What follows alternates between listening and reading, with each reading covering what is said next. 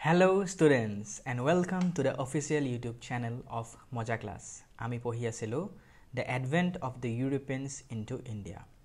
Aji to amar second lecture. Thik ase? So ami ki pohisilo je how the Europeans succeeded in establishing a trade relationship with India. Hoine? Especially the English khine kenege ahi pela India trade relationship to establish korisile hi to aji ami next lecture number 2 ami pohim je tahati kenege aru kisman tahati motive loi aisile aru tahati he motive bro tahati successful hoisile thik ase. So let's start. So the East India Company, after their successful attempt in acquiring trade contract, their second move was to acquire the political power. Dekhisane? So tahati etia last class at mo koisilo je tahati ever trade to koribole aisile tahata first and foremost tahator idea asile je how we can do trade in India. Yes or no? So that they can buy the things from India and sell in the European countries in higher prices. Tahator main motive hetu asile. But soon they thought that why only trade? We should move a step further. ঠিক আছে, আমি এটা step আৰু আগবাঢ়ি যাওঁ আৰু আমি political পাৱাৰছত সোমাই যাওঁ। সো তাহাঁতি এটা পলিটিক্যাল পাৱাৰছত ঘপককৈ সোমাব নোৱাৰে, হয়নে? সো তাহাঁতি এটা কথা নোটিস কৰিলে যে আমাৰ যিবোৰ ইণ্ডিয়ান কিংছ আছিলে হেতু সময়ত ৰুল কৰি থকা তাহাঁতৰ মাজত বন্ডিংটো ভাল নাছিলে। তাহাঁতৰ মাজত যেটো ফ্ৰেণ্ডশিপ আছিলে হেতু ইমান ভাল নাছিলে। ইটু এটা কিঙৰ লগত এটা কাইন্ড অফ কি আছিলে গ্ৰিডি ভাৱ এটা আছিলে, হা, যে মই তাৰ কিংডম কেনেকৈ ল'ব পাৰো। So ইটুৱে হিটুৰ কিংডম কেনেকৈ ল'ব পাৰে, সো হেবোৰ আছিলে। So they took advantage of the enmity and weaknesses. So they were weak, some kings were weak, and some kings had enmity with some other kings. So, and they, with taking this as an advantage, they tried to establish English rule in India. Okay. Ita soa kisuman picture ase. So the company, so this is the picture of the trade center at Masulipatam. Okay, so in 1611 more rakheba 1611 the company, East India Company, established their first trade center at Masulipatam. To Masulipatamot tahati first trade center to establish korisile kar pra permission loisile. They took permission from the Sultan of Golconda. So Sultan of Golconda pa permission loi pela tahati first trade center to establish korisile 1611 ot, hoine? A trade center naam to ki asile Masulipatam. Then the East India Company established their second trade center at Armagao. ঠিক আছে, তো Armagao tahati establish korisile second trade center year to kiman asile 1639. So 1639 Armagao tahati second যেটো trade center asile hetu establish korisile. So tahati lahe lahe teneke agbahi goi ase jote jote trade center khulise, hoine? To jate tahator trade to koribole bhal hoy. To ki korile in 1639 এখন treaty hoisile. Treaty kar logot hoisile King of Chandragiri. ঠিক আছে, king of চন্দ্ৰগিৰিৰ লগত treaty হল আৰু হে ট্ৰিটিটো মতে কি হল যে জিটো আৰ্মাগাঁও trade centre আছিলে হেতু তাহাঁতে শিফট কৰি দিব এটা নিয়াৰ বাই প্লেস অফ মাদ্ৰাছ আৰু হে মাদ্ৰাছটো হে ট্ৰেড চেণ্টাৰৰ নাম কৈ দিব ফৰ্ট সেইণ্ট জৰ্জ। ঠিক আছে, মাদ্ৰাছ বুলি এখন জায়গা আছিলে, তো মানে মাদ্ৰাছৰ এখন সৰু জায়গা আছিলে, তো মাদ্ৰাছৰ জায়গা এটালে তাহাঁতে শিফট কৰি দিব near by place of Madras and rename as Fort St. George. তো Fort St. George এতিয়াও আছে, চাবলৈ যাব পৰা তোমালোকে কেতিয়া মাদ্ৰাছ গলে ভিজিট দিবা। সো এইটোৱে আসলে Fort St. George যি আসলে হেতুৱে আসলে কি আসলে the trade center of Armagao, which was then shifted to a place in Madras and came to be known as Fort St. George. ঠিক আছে, okay. তো next কি হল 1661 আমি এটা ইয়াৰ লৈ লৈ এনেকৈ পঢ়িম যাতে আমাৰ মন ৰাখিবলৈ ভাল হয়। তো 1661 ত কি হৈছিলে চাৰ্লছ টু কোন আছিলে কিং অফ ইংলেণ্ড। তো king of England Charles two তেওঁ কি কৰিছিলে পৰ্তুগীজ প্ৰিন্সেছ ক্যাথৰিনৰ লগত বিয়া কৰিছিলে। সো পৰ্তুগীজ তো দেখিছিলে হেতু সময়ত পৰ্তুগীজ খিনিও আহি পেলাই ইণ্ডিয়াত আছিল ন, তো পৰ্তুগীজ খিনিও ক্যাপচাৰ কৰি থৈছিলে। তো পৰ্তুগীজ প্ৰিন্সেছ যি আছিলে ক্যাথৰিন, সো তেওঁ ক্যাথৰিনৰ লগত বিয়া কৰিলে আমাৰ ইংলেণ্ডৰ কিং চাৰ্লছ টু। আৰু তাৰ পিছত ডাউৰি সিস্টেম আছিলে আগতে কিবা দহেজ দিব লাগিব, সো দহেজত কি দি দিছিলে গুটে বম্বেখন দি দিছিলে। ঠিক আছে, সো বম্বেখন কোনে পাই গৈছিলে বম্বেখন পাই গৈছিলে তোমাৰ Charles II, the King of England, after marrying the Portuguese Princess Catherine. They were so clever. Yes or no? They were so clever. Then what they did after that? After acquiring Bombay, Charles II, after acquiring Bombay, he gave the he gave Bombay to the company. So Charles to কি কৰিলে যিটো company যিটো বম্বে যিখন একুয়াৰ কৰিছিলে ডাউৰিত so hey বম্বেখন দি দিলে east India company কিন্তু কেনেকে দিলে কেলে দিলে হি লোন ললে ঠিক আছে সো হি টুক লোন অফ 50000 পাউন্ডস ঠিক আছে তো 50000 পাউন্ডস ললে লোন কোনে ললে চার্লস টু 50000 পাউন্ডস লোনস ললে কারপা লোন ললে ইষ্ট ইণ্ডিয়া কোম্পানী আৰু ইন ৰিটাৰ্ণ কি দিলে বম্বেখন দি দিলে সো এতিয়া বম্বেখন এবাৰ পাই গল হয় না তো বম্বেখন পাই যোৱাৰ লগে লগে এতিয়া বম্বে কি হৈ গল হেড অফিস হৈ গল Bombay became the head office of the East India Company তো বম্বে পাই গল একুয়াৰ কৰিলে ইমান এখন ডাঙৰ জায়গা একুয়াৰ কৰি ললে বম্বে হয় না সো বম্বে একুয়াৰ কৰাৰ পিছত কি হৈ গল এতিয়া হেড অফিস হৈ গল তোমাৰ ইষ্ট ইণ্ডিয়া কোম্পানী ঠিক আছে এটো 1668 ত হল ঠিক আছে 1668 ত হল মানে 1668 ত কি হল 1661 ত চার্লস টুৱে বিয়া কৰিলে and dowry hisabe ki pale Bombay pai gol then 1668 ot ki pale Charles handed over Bombay to the company in lieu of 50000 pounds okay during those days 50000 pounds bahut beshi asle mon rakhiba 1690 then 1690 ki hol 1698 as an officer asile company officer his name was Job Charnock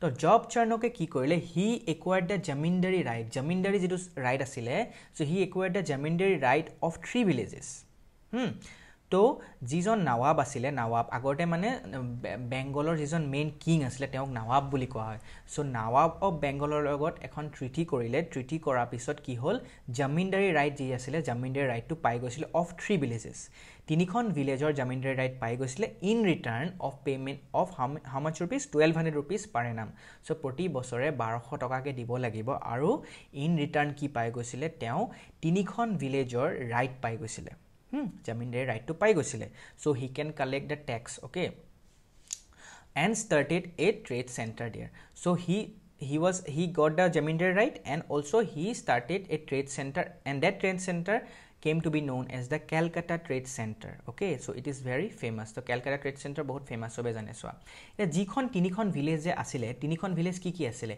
he tinikhon villageor naam asile 3 villages were Kalighatta so Kalighatta Sutanute and Gobindapur so the 3 villages were Kalighatta Sutanute and Gobindapur and Kalighatta is the present day Kolkata remember that the present day Kolkata is the Kalighatta so you can see in the map khonot soa to malage code kun kon ase so dekhisane Sultanate this is Sultanate Gobindapur Kalighat so this is the map of Kolkata in 1690 okay so what happened so he got the zamindari right of these 3 villages and later on these 3 villages together originated the town of Calcutta so Calcutta jikhon town asile he Calcutta town khone tinikhon village good khae hoy gosile the town of Calcutta fine so itia the Calcutta Trade Center the famous Calcutta Trade Center was renamed as Fort Williams in honor of William III the king of England so the king of England jijon asile William III so teo namote in honor of William III the Kolkata Trade Center came to be known as Fort Williams or Fort Williams is the famous Fort Williams a picture on dekho ase to manle ketiba jodi Kolkata visit kora you can see the Fort William it is very beautiful okay fine so tahari tanake dekhisa je kenake tahari ki korisile belek jaga trade center kholisile these names are very important you keep in mind okay I have already given so you can study from your book also so after that what happened one of the most important person of the East India Company remember his name he is the hero okay or the villain so his name is Robert Clive so Robert Clive was an ordinary servant who worked at British East India Company so sorry English East India Company jikhon asile so East India Company as an ordinary servant asile kon Robert Clive kintu he was very very clever he acquired the art of diplomatic skill to build up a colonial empire in India so he ki asile janane he is all amar eta to trade to establish hoi gol kintu he bahut mane ki talented asile he tar skill asile je he janisile je ami keneke code ami কাৰ লগত ফ্ৰেন্ডশিপ কৰিব লাগে কাৰ লগত enmity কৰিব লাগে আৰু কেনেকে আমি একুয়াৰ কৰিম তাৰ হে স্কিলটো আছিল he knew it very well তো হি জানিছিলে যে মই এইজন ৰজাৰ লগত যদি আমি ফ্ৰেন্ডশিপ কৰো বহুত লাভ আছে এইজন ৰজাৰ লগত তেতিয়া আমি ফ্ৰেন্ডশিপ কৰি বেলেগ এজন ৰজাৰ লগত আমি কিবা কৰিব পাৰিম আমি পলিটিক্যাল পাৱাৰছত হুমাই যাব পাৰিম ইণ্ডিয়াত আৰু আমি ইণ্ডিয়াত soon we can establish a central administration in India. To ami India ita okol trade he korisu kintu ami gute India khone loi pala parim. So he khini idea tomar Robert Clive mane mathat choli asile, thik ase. So he devised a scheme kintu hetu kora agote ki koribo laibo, he dekhisile ami ite okole India rule koi thoka nai, there are some other European countries, okay, like the French, like the Portuguese. So ki koribo laibo, he first and foremost kam hoise je ami nijor rule establish kora agote jikhini beleg European countries rule কৰি আছে হেখিনিক আমি ইয়াৰ পৰা পঠিয়াই দিব লাগিব. So he কিছুমান scheme কৰিলে, scheme উলিয়ালে যাতে হি হেবৰ এক্সপেল কৰিব পাৰে. So he devise scheme of expelling other European countries from India.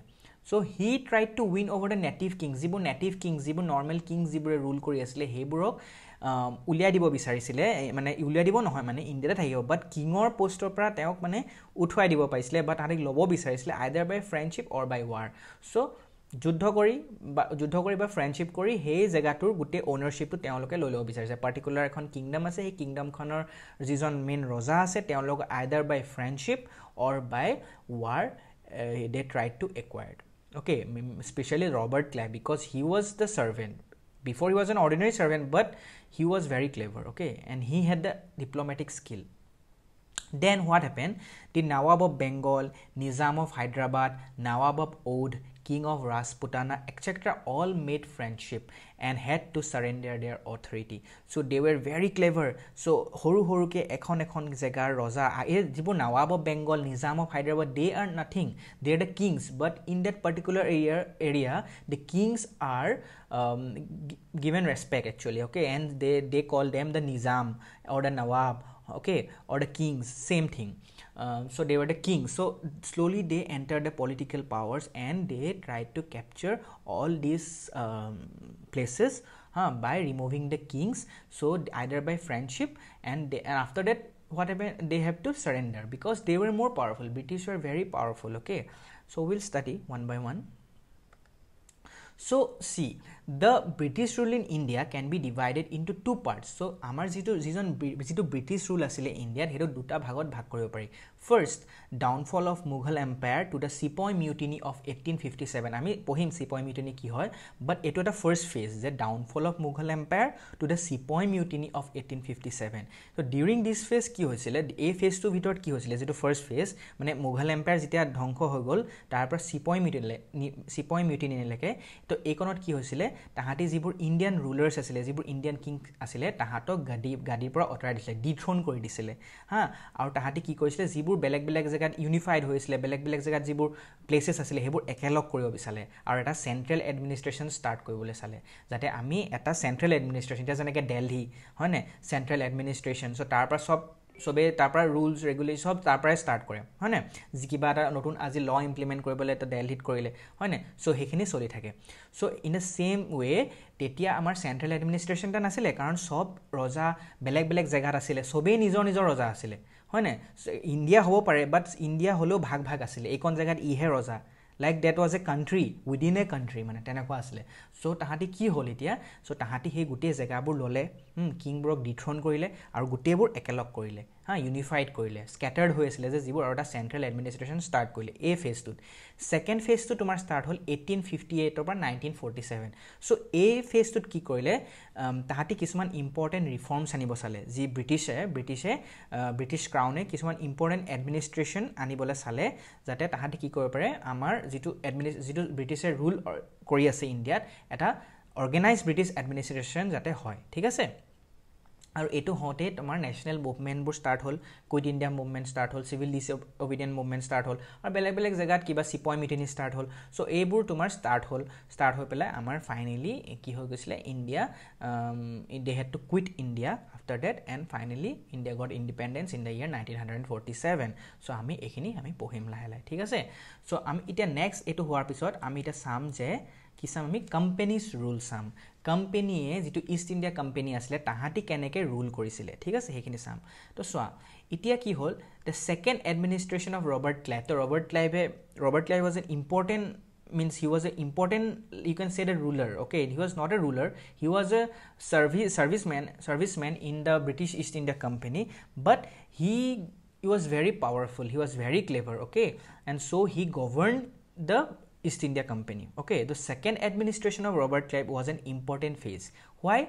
Because the East India Company, the British East India Company, what they did, they got the legal sanction as the ruling power during this period. So they came only to do trade in India. But soon during this second administration of Robert Clive, what happened? They got the legal sanctions. Tahati legal sanctions pai gol je tahati ite rule koribo paribo India. So hekhini pai gol keneke pale, hekhini ami pohim keneke pale, but tahati pai gol hoine. Dekhisa tomalage je olop to gom paisa je keneke Kingsburg uphorai puthiaise hoine, gadi loi loise aru loi pele tahati nije rule start korisile hoine, political powers ot humai goisile. So to ki hol, Battle of Buxar বুলি এখন হৈছিলে, Battle of Buxar.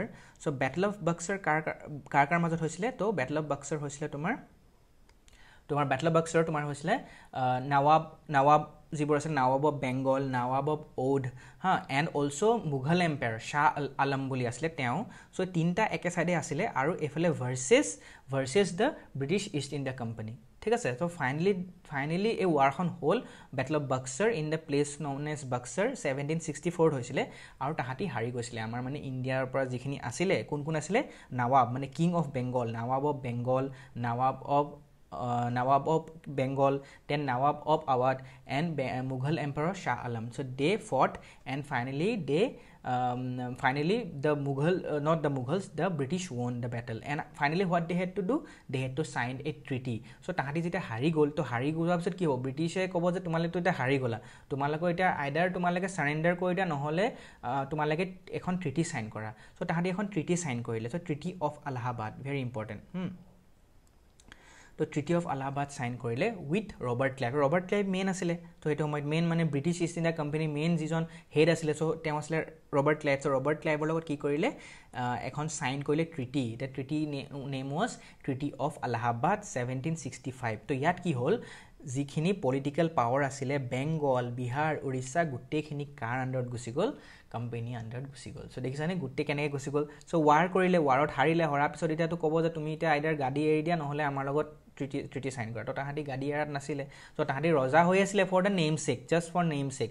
গোটেই administrative গোটেই political অথৰিটিটো গুচি গ'ল East India company, ৰজা for name check.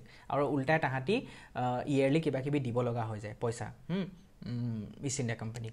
So' Bengal, Bihar and Orissa গুচি গ'ল ইণ্ডিয়া হাতৰ পৰা. ঠিক আছে, মানে আমাৰ ইণ্ডিয়াৰ যিখিনি ৰুলাৰ আছিলে গুচি গ'ল. দেন হোৱাট দে ডিড, এটা বহুত ইম্পৰ্টেণ্ট আছে যে এম্পায়াৰে কি কৰিলে? এখন মানে ট্ৰিটি অফ আলাহাবাদ হোৱা পাছতে তোমাৰ কি হৈ গ'ল? Dual government in Bengal start হৈ গ'ল. Dual government in Bengal. এতিয়া ডুৱেল গভৰ্ণমেণ্ট ইন বেংগল মানে কিনো? এইটো বহুত ইম্পৰ্টেণ্ট হয়. ঠিক আছে, চ' কি হ'ল? ডুৱেল গভৰ্ণমেণ্ট অফ যিটো বেংগল আছিলে, তো তাত কি হৈ গ'ল? যিজন এম্পায়াৰ আছিলে, আমাৰ এম্পায়াৰ মানে কোন আছিলে? শাহ আলম. শাহ আলমে দি দিলে যে ডুৱেল গভৰ্ণমেণ্ট ইন বেংগল. তো এতিয়া কি হ'ব? বেংগলত দুটা এডমিনিষ্ট্ৰেশ্যন থাকিব. মানে কি হ'ব? সেইটো হ'ব দিৱানী আৰু নিজামাত. মনত ৰাখিবা, দিৱানী এণ্ড নিজামাত.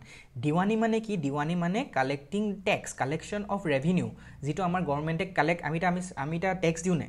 গভৰ্ণমেণ্টক আমি টেক্স দিওঁ, চ' গভৰ্ণমেণ্টে সেই টেক্সৰ পইচাই আমাৰ ৰাস্তা বনাই কিবা কৰে তেনেকৈ হয়নে? চ' চব কাম তাহাঁতি তাৰ পৰাই কৰে, টেক্সৰ পৰা. চ' আমাৰ পইচাই হয়. চ' ইন দ্য ছেইম ৱে তাহাঁতি, আমি যদি পইচা নিদিওঁ গভৰ্ণমেণ্টেতো সেইখিনি কাম কৰিব নোৱাৰিব হয়নে? ক'ৰ পৰা পইচা পাব?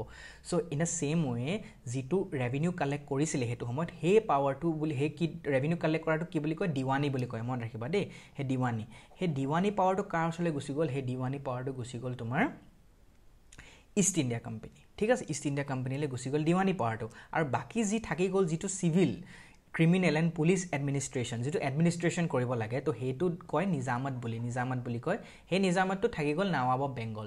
চ' এতিয়া তোমালোকে ভাবা, এতিয়া ৰজা আছে বেংগলৰ নৱাব, তেওঁৰ ওচৰত নিজামাত পাৱাৰটো আছে, মানে সি এতিয়া কিবা ষ্টেটত কিবা তাৰ নিজৰ কিংডমত কিবা এটা প্ৰব্লেম হৈছে, বেংগলত কিবা এটা প্ৰব্লেম হৈছে, কোনোবাই আজি কিবা ক্ৰাইম কৰিলে, চ' সেইখিনি চাব কোনে? ৰজাই চাব. সেইখিনি ব্ৰিটিছে মাথা নামাৰে মানে. কিন্তু মেইন যিটো পইচা আছিলে কালেক্ট কৰিবলৈ, সেইখিনি কাৰ ওচৰত আছিলে? সেইখিনি গুচি গ'ল তোমাৰ কাৰ ওচৰলৈ গুচি গ'ল? ব্ৰিটিছৰ ওচৰলৈ গুচি গ'ল. চ' এতিয়া কি হ'ব? নতুন কিবা আমি আজি যদি কিবা কাম ষ্টাৰ্ট কৰিব বিচাৰিছা, তো পইচাটো থাকিবতো ব্ৰিটিছৰ ওচৰলৈ, তো সি একো কাম কৰিব নোৱাৰিব for the welfare of the people. পাৰিব জানো? ৱেলফেয়াৰ অফ দ্য পিপল কৰিব নোৱাৰে, কাৰণ তাৰ ওচৰত পইচাই নাই. হিটা পুলিশ এডমিনিষ্ট্ৰেশ্যনটো থাকিলে কি হ'ব তাৰ গুটে সিভিল এডমিনিষ্ট্ৰেশ্যনটো থাকিলে কি হ'ব ক্ৰিমিনেল থাকিলে কি হ'ব একো কৰিব নোৱাৰিব না বিকজ তাছত পইচা নাই ৰজা ফৰ দা নেম চেক বহি আছে যে কিবা হলে আচ্ছা এটো কৰ হেটো কৰ বাট পইচাটো নাছিলে সো হেতু হৈ গৈছে dual government in Bengal so এটো বহুত এটা বেয়া ষ্টেজলৈ গুচি গৈছিলে ইণ্ডিয়া দেখিছে ডুৱেল গভৰ্নমেন্ট ষ্টাৰ্ট হৈ গৈছিলে তে মন ৰাখিবা ঠিক আছে soon after that কি হৈ গল তোমাৰ ৰবাৰ্ট ক্লাইভ গুচি গৈছিল তো ৰবাৰ্ট ক্লাইভ যেতিয়া গুচি গৈছিল তো নেক্সট তোমাৰ আহি গৈছিল ওয়াৰেন হেষ্টিংছ বুলি ঠিক আছে so after Robert Clive the next person to govern the East India Company was Warren Hastings দেখিছা Warren Hastings আছিল ঠিক আছে তো Warren Hastings বহুত পাওয়ারফুল আছিল হা হিও বহুত পাওয়ারফুল আছিল আৰু ডিউৰিং হিজ reign মানে কি হৈ গৈছিল during his reigns he এনেকোটা ষ্টেজলৈ লৈ গৈছিল ইষ্ট ইণ্ডিয়া কোম্পানীক যে they were in the same level as the Mughal আগতে কোন আছিল তোমাৰ মেইন আছিল তো মুঘলস আছিল হয় না যিজন তোমাৰ ওপৰ দিল্লীত বহি আছিল হয় না তাত বহি আছিল সো তাত তোমাৰ মুঘলস মেইন আছিল তাৰ আন্ডাৰ সাবঅৰ্ডিনেট কিংস বোৰ আছিল যেনেকা নৱাব হয় না নৱাব অফ বেংগল তো তেনেকে বেলেগ বেলেগ জায়গাত তো নিজাম আছিল সো হে কিংবোৰ সাবঅৰ্ডিনেট আছিল তাহাতৰ আন্ডাৰত আছিল ঠিক আছে কিন্তু এতিয়া কি হল হে যিবোৰ নৱাব আছিল তো হে তাহাতক হেবোৰ ক্যাপচাৰ কৰি ললে সো বেংগলৰ পাৱাৰ পাই গৈছে কোবাত পাৱাৰ পাই গৈছে তো হেখিনি পাৱাৰ পাই পেলাই তাহাতি বহুত ওপৰত ঠিক গৈছে ইষ্ট ইণ্ডিয়া কোম্পানী তো কোম্পানী এটা সেম লেভেলত গুচি গৈছে দিল্লী ইয়াত আছিল আগতে তাহাতি ইয়াত আছিল দিল্লী মুঘল এম্পায়াৰ ইয়াত আছিল কিন্তু এটা লাহে সেম লেভেলত আহি গৈছিল এই ওয়াৰেন হেষ্টিংছৰ দিনত ঠিক আছে তো হি কি কৰিছিল হি প্লেড সামথিং তো হি এনকাৰেজ যে ওয়াৰেন হেষ্টিংছে কি কৰিছিল হি এনকাৰেজ কৰিছিল যিবোৰ নৱাব আছিল যে তোমালোকে তো এতিয়া সাবঅৰ্ডিনেট হৈ আছে মুঘলৰ সাবঅৰ্ডিনেট হৈছিল তোমালোকে ইন্ডিপেন্ডেন্স কেলে হৈ নলোৱা বলে তোমালোকে ইন্ডিপেন্ডেন্ট হৈ লোৱা তোমালোকে নিজে ৰুল কৰা তো হেবোৰ তাহাতৰ মূৰত ভৰাই আছিল কোনে ওয়াৰেন হেষ্টিংছে যাতে তাহাতি কি কৰিব পাৰে ওয়াৰ ডিক্লেয়াৰ কৰিব পাৰে এগেইনষ্ট দা মুঘল ঠিক আছে আৰু তাহাতি হে চান্স লৈ পেলাই তাহাতি গম পাইছে নে কি কৰিব সো কি হল আফটাৰ দা ব্যাটল অফ প্লাজে তো প্লাজে ব্যাটল হৈছিল তোমাৰ 1757 ঠিক আছে তো কি হৈ গল 1757 ত হেতু আগতে হৈ গল মানে ব্যাটল অফ প্লাজে হৈ যোৱাৰ পিছত কলকাতা বম্বে মাদ্ৰাজ যিখিনি আছিল তো হে কলকাতা বম্বে মাদ্ৰাজ তাহাতি মেইন এডমিনিষ্ট্ৰেটিভ সেন্টাৰ হৈ গৈছিল ইষ্ট ইণ্ডিয়া কোম্পানী কাৰণে সো কলকাতা গল বম্বে গল মাদ্ৰাজ গল গুটে তিনিখন লৈ পেলাই তাহাতি তাতে তোমাৰ মেইন এডমিনিষ্ট্ৰেটিভ সেন্টাৰ হিচাপে ষ্টাৰ্ট হৈ গৈছিল এটা মেইন এডমিনিষ্ট্ৰেটিভ সেন্টাৰ থাকিলে নহব ন তাৰ কোনোবা হেড থাকিব লাগিব কোনোবাজনো হেড থাকিব লাগিব ন তো এটা ধৰা বম্বে আছে তো তাৰ কোনোবাজনো হেড থাকিব লাগিব তাৰছত কলকাতা আছে কলকাতাৰ কোনোবাজনো হেড থাকিব লাগিব হয় না মাদ্ৰাজ আছে মাদ্ৰাজৰ কোনোবাজন হেড থাকিব লাগিব হে হেড জনৰ ইষ্ট ইণ্ডিয়া কোম্পানীৰ কৈ আছে দে ইষ্ট ইণ্ডিয়া কোম্পানী এখিনি লৈ ললে একোৱাই কৰি ললে কলকাতা বম্বে মাদ্ৰাজ আৰু তাহাতৰ যিকিজন হেড আছিল ইষ্ট ইণ্ডিয়া কোম্পানীৰ মানে তাহাতৰ আন্ডাৰতে কাম কৰিছিল যিজন হেড আছিল হে হেড জনক কি কোৱা হয় হে হেড জনক কোৱা হয় প্ৰেসিডেন্ট বুলি কোৱা হয় মানে the head of Calcutta is known as the president of Calcutta or the president of Bombay or the president of Madras আৰু হে এডমিনিষ্ট্ৰেটিভ ইউনিট বোৰ কি বুলি কয় প্ৰেসিডেন্সি মানে কি মানে Kolkata presidency Bombay presidency Madras presidency আৰু তাহাতৰ প্ৰেসিডেন্সি কলকাতা প্ৰেসিডেন্সিৰ প্ৰেসিডেন্ট গম পালানে সো হেখিনি ফাইন তাত কি হল তাৰছত তোমাৰ ব্ৰিটিছ গভৰ্নমেন্টে কি কৰিলে এটা ৰেগুলেটিং এক্ট তাহাতি আনিলে ৰেগুলেটিং এক্ট অফ 1773 তো ৰেগুলেটিং এক্টৰ মতে কি হৈছিল যিজন তোমাৰ গভৰ্ণৰ অফ বেংগল আছিল বেংগলৰ যিজন গভৰ্ণৰ আছিল তো বেংগলৰ গভৰ্ণৰ জনক তেওঁলোকে নাম কৈ দিছিলে যে গভৰ্ণৰ জেনেৰেল নাম তাহাতক তাৰ পোষ্টটো আগতে গভৰ্ণৰ আছিল আগতে বেংগলৰ গভৰ্ণৰ মাদ্ৰাজৰ হয় না সবৰে বেলেগ বেলেগ গভৰ্ণৰ আছিল কিন্তু এটা বম্বে গভৰ্ণৰ মাদ্ৰাজ গভৰ্ণৰ আৰু বেংগলৰ গভৰ্ণৰ এতিয়া যিজন বেংগলৰ গভৰ্ণৰ আছিল তেওঁক নাম দি দিছিলে গভৰ্ণৰ জেনেৰেল তো গভৰ্ণৰ জেনেৰেল অফ বেংগল থাকিলে আৰু তেওঁৰ তলত থাকিব তোমাৰ governor of Bombay and governor of Madras ঠিক আছে এটো কেলে কৰিলে যাতে এটা সেন্ট্ৰেল এডমিনিষ্ট্ৰেশ্যন হয় গম পাইছা নে এটা বম্বে বেলেগ জায়গাত আছে মাদ্ৰাজ বেলেগ জায়গাত আছে বেংগল বেলেগ জায়গাত আছে তো তাৰে তিনটা বেলেগ বেলেগ গভৰ্ণৰ সো তাহাতি ৰিপৰ্ট কাক কৰিব হেকানে এতিয়া গভৰ্ণৰ জেনেৰেল এজন থৈ দিলে সো গভৰ্ণৰ জেনেৰেল থাকিব গভৰ্ণৰ জেনেৰেলক ডাইৰেক্ট ৰিপৰ্ট কৰিবগে এওঁলোকে যাতে এটা সেন্ট্ৰেল এডমিনিষ্ট্ৰেশ্যন থাকে এটা বেংগলত মেইন তাহাতি থাকিব মেইন হাব মানে বেংগলত সো তাহাতি কিবা ৰুলছ ৰেগুলেশ্যন থাকিলে তাৰ পৰাই তাহাতি সব কৰিব মানে কিবা নতুন ৰুলছ আনিব লাগিলে তো তাৰ পৰাই কৰিব বেংগলৰ পৰাই ঠিক আছে তাৰ পিছত কি আছিল পিট বুলি এজন তোমাৰ কি আছিল প্ৰাইম মিনিষ্টাৰ আছিল পিট আছিল এজন প্ৰাইম মিনিষ্টাৰ হেতু সময়ত কোৰ